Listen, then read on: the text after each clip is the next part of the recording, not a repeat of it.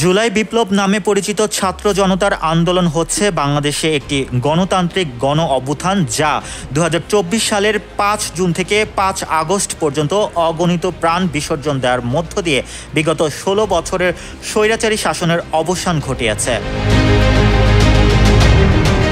ঐতিহাসিক এই বিপ্লবের বিজয়ের ধারার সূচনা হয়েছিল সরকারি চাকুরিতে কোটা পদ্ধতি বাতিলের দাবির আন্দোলনের মধ্য দিয়ে।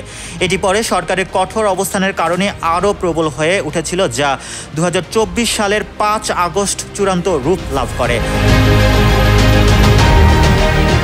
প্রায় ১৫০০ মানুষকে হত্যার প্রেক্ষিতে বিগত প্রায় ১৫ বছরেও বেশি সময় ধরে দেশকে শাসন করার পর প্রধানমন্ত্রী শেখ হাসিনা পদত্যাগ করে ভারতে পালিয়ে যান।